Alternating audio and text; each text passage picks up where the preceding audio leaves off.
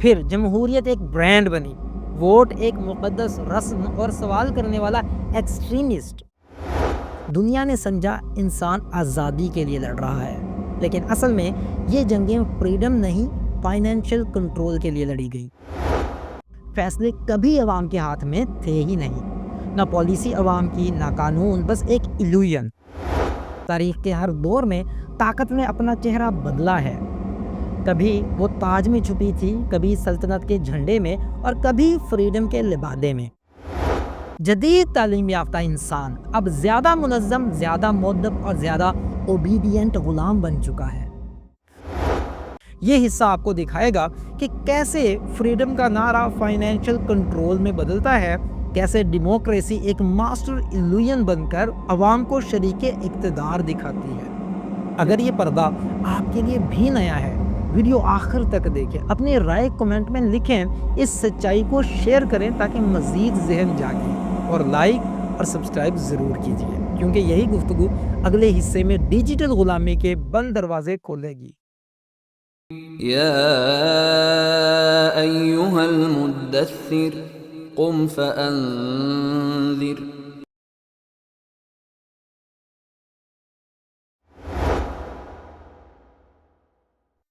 اب پیسہ قانون بن گیا، اور قانون طاقت کا ہتھیار ہے۔ دنیا کی حکومتیں اب ان کے قرضوں کی زنجیر میں بندھ گئیں۔ پہلی اور دوسری جنگ عظیم دنیا نے سمجھا انسان آزادی کے لیے لڑ رہا ہے، لیکن اصل میں یہ جنگیں فریڈم نہیں، فائنینشیل کنٹرول کے لیے لڑی گئیں۔ ہر محاذ پر ایک ہی نعرہ تھا، وی فائٹ فار فریڈم، مگر پس پردہ کھیل کچھ اور ہی تھا۔ طاقت کے نئے عالمی مالیاتی نظام کی بنیاد رکھی جا رہی تھی۔ پہلی جنگ کے بعد لیگ آف نیشنز بنی، دوسری کے بعد یونائٹڈ نیشنز۔ دونوں نے امن کے نام پر طاقت کے عالمی کنٹرول کو قانونی حیثیت دے دی۔ اب جمہوریت ایک برانڈ تھی، اور بینکوں کے لیے ایک کور سٹوری۔ دوسری جنگ کے بعد ووٹ دینا ایک مذہبی فریضہ بنا دیا گیا۔ جمہوریت اب صرف ایک نظام نہیں، بلکہ ایک ایمان بن گئی۔ جو اس پر سوال کرے، بس ایک لفظ، ایکسٹریمسٹ۔ انسان کو یقین دلایا گیا کہ اس کا ووٹ ہی اس کی نجات ہے، مگر حقیقت فیصلے کبھی عوام کے ہاتھ میں تھے ہی نہیں، نہ پالیسی عوام کی، نہ قانون، بس ایک ایلوژن۔ ایک ایسا سسٹم جہاں عوام شریک اقتدار لگتے ہیں، مگر اقتدار کہیں اور لکھا جاتا ہے۔ یونان کے فلسفیانہ خواب سے لے کر امریکی انقلاب اور اقوام متحدہ تک، یہ پوری کہانی ایک ماسٹر ایلوژن ہے۔ جمہوریت نے غلامی کو فریڈم کا نام دیا، اور بندگی کو چوائس بنا دیا۔ اب یہ بادشاہت کی وہ نئی شکل ہے جس میں عوام تخت پر بیٹھے دکھائی دیتے ہیں، مگر فیصلے آج بھی بند کمروں میں ہوتے ہیں۔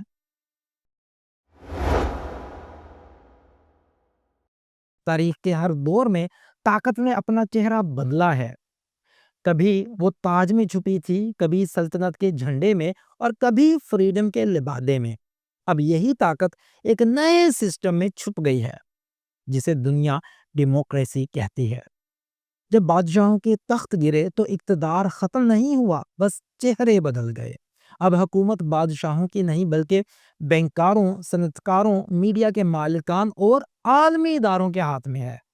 عوام کو آزادی کا نعرہ دیا گیا، مگر ان کی تقدیر کے فیصلے آج بھی وہی طاقتور طبقات کرتے ہیں، جو پس پردہ پورے نظام کو چلا رہے ہیں۔ یوں جمہوریت نے انسان کو جسمانی غلامی سے نکال کر ذہنی غلامی میں ڈال دیا۔ 19ویں صدی کے آخر میں جمہوریت نے سرمایہ داری سے ہاتھ ملایا۔ اب اقتدار ووٹ سے نہیں، بلکہ سرمایہ سے طے ہونے لگا۔ بینک، کارپوریشنز اور مالیاتی ادارے طاقت کے نئے مراکز بن گئے۔ اب فیصلے پارلیمان میں نہیں، بلکہ بورڈ رومز، اسٹاک ایکسچینجز اور سرمایہ داروں کے دفاتر میں ہوتے ہیں۔ ترقی کا مطلب قرض لینا اور خوشحالی کا پیمانہ سود ادا کرنا قرار پایا۔ حکومتیں عوام کے مفاد کی بجائے سرمایہ داروں کی پالیسیوں پر چلنے لگی۔ یوں جمہوریت کا مطلب بدل گیا۔ اب یہ عوام کی نہیں، بلکہ بازار کی حکومت بن گئی۔ The rule of the market, not the rule of the people۔ جب معیشت طاقتوروں کے قبضے میں چلی گئی تو اگلا میدان ذہن تھا۔ طاقت نے سوچ پر حکومت کرنے کا نیا راستہ تلاش کیا اور اس کا نام تھا میڈیا۔ بندوق کی جگہ اب کیمرے نے لے لی۔ خبریں، تجزیے، ٹاک شوز اب خبر نہیں بلکہ سوچ کی تشکیل، مائنڈ ٹریپ کا ذریعہ بن چکے ہیں۔ عوام کو یہ احساس دلایا گیا کہ وہ خود فیصلہ کر رہے ہیں، مگر حقیقت میں ان کی رائے وہی بنتی ہے جو میڈیا چاہتا ہے۔ ہر بڑی خبر کے پیچھے کسی نہ کسی کارپوریٹ کا مفاد چھپا ہوتا ہے۔ یوں میڈیا نے آزادی اظہار کے نام پر سوچنے کی آزادی چھین لی۔ Freedom of speech became the prison of thought. جمہوریت کے ارتقاء، ایوولوشن کے ساتھ طاقتور فورسز نے ایک نفسیاتی فارمولا اختیار کیا: پرابلم، ریاکشن، سولوشن۔ یعنی پہلے مصنوعی مسئلہ، پھر عوامی خوف اور آخر میں تیار شدہ حل۔ کبھی دہشت گردی، کبھی وبا، کبھی معاشی بحران، یہ سب ایک پیٹرن کے تحت انفولڈ ہوتے ہیں۔ پھر عوام خوف میں حکومت سے مدد مانگتی ہے اور تب وہی حل دیا جاتا ہے جو پہلے سے تیار شدہ ہوتا ہے: نئے قوانین، نگرانی اور مزید قرضے۔ عوام سمجھتی ہے کہ وہ محفوظ ہو گئے ہیں، مگر حقیقت میں ان کی آزادی کم ہوتی جا رہی ہے۔ یعنی جمہوریت نے خوف کو اپنا سب سے طاقتور سیاسی ہتھیار بنا لیا ہے۔ اب جنگیں بندوقوں سے نہیں لڑی جاتی بلکہ خبروں، ہیش ٹیگز اور فیئر کیمپینز سے۔ یہ ہے جدید دور کا سب سے خطرناک محاذ، جہاں دشمن باہر نہیں بلکہ ہمارے ذہن کے اندر ہے۔ اب تعلیم، جس کا مقصد انسان کو آزاد سوچ دینا تھا، آج خود ایک سسٹم آف کنٹرول بن چکی ہے، جہاں سوال کرنا جرم ہے اور اطاعت ایک خوبی۔ اب اسکول اور یونیورسٹیاں سوچنے کے بجائے کنفارمٹی سکھاتی ہیں۔ نصاب وہی ہے جو طاقتور طبقات کے مفاد میں ہو۔ سوال کرنے والا نافرمان اور خاموش رہنے والا اچھا شہری کہلاتا ہے۔ یوں تعلیم نے شعور نہیں دیا بلکہ مینٹل پروگرامنگ کر دی ہے۔ سوچنے والا انسان ختم ہوا، نظام کا دفاع کرنے والا پیدا ہوا۔ نتیجہ، جدید تعلیم یافتہ انسان اب زیادہ منظم، زیادہ مؤدب اور زیادہ اوبیڈینٹ غلام بن چکا ہے۔ دوسری جنگ عظیم کے بعد دنیا نے نئے عالمی ادارے بنائے: اقوام متحدہ، یونائٹڈ نیشنز، عالمی bank, WHO، IMF، world bank. بظاہر مقصد تھا امن اور ترقی، مگر حقیقت میں یہ گلوبل کنٹرول نیٹ ورک بن گئے۔ اب کسی ملک کی معیشت، تعلیم، صحت یا پالیسی ان اداروں کی اپروول کے بغیر آگے نہیں بڑھ سکتی۔ قرضے اور معاہدے وہ زنجیر بن گئے جنہوں نے آزادی کے دروازے بند کر دیے۔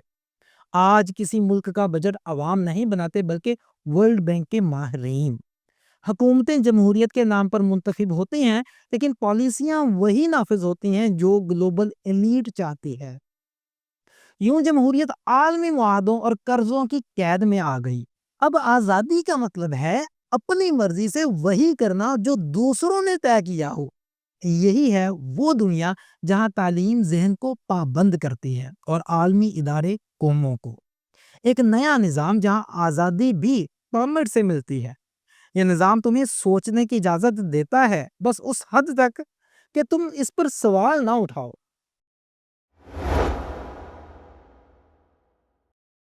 پھر ایک نیا نعرہ ابھرا: انسانی حقوق۔ بظاہر یہ انسانیت کا سب سے خوبصورت نظریہ لگا، مگر دراصل یہ طاقتور اقوام کا نیا سیاسی ہتھیار تھا۔ مغربی طاقتوں نے اسی نعرے کے ذریعے اپنی ثقافت، پالیسی اور نظام پوری دنیا پر مسلط کرنے شروع کر دیے، اور جب کسی قوم نے مزاحمت کی تو فوراً ایک الزام لگایا گیا: ہیومن رائٹس وائلیشن۔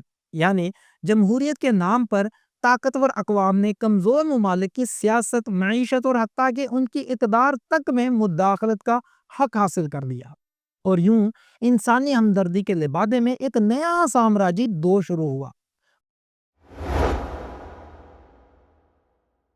وقت گزرتا گیا اور جمہوریت ایک نظام سے بڑھ کر ایک مذہب بن گئی۔ ووٹ دینا عبادت، پارلیمنٹ مزار اور سیاستدان روحانی پیشوا بن گئے۔ اب جو شخص اس نظام پر سوال اٹھائے وہ انتہا پسند یا غدار کہلاتا ہے۔ عوام کی وفاداری کا معیار اب ایمان نہیں بلکہ سسٹم پر ایمان ہے۔ یوں جمہوریت کا پہلا عقیدہ یہی قرار پایا، سوال نہ کرو، don't question the system, worship it. یوں جمہوریت کا ارتقاء دراصل آزادی سے غلامی کی طرف واپسی کی کہانی ہے۔ پہلے انسان جسمانی طور پر غلام تھا، آج وہ ذہنی طور پر قید ہے۔ آج انسان بولتا ہے مگر کسی اور کی زبان، سوچتا ہے مگر کسی اور کے دیے ہوئے نیریٹو کے مطابق۔ اس کے خواب، خواہشات، حتیٰ کہ اس کی رائے سب پہلے سے طے شدہ ہیں۔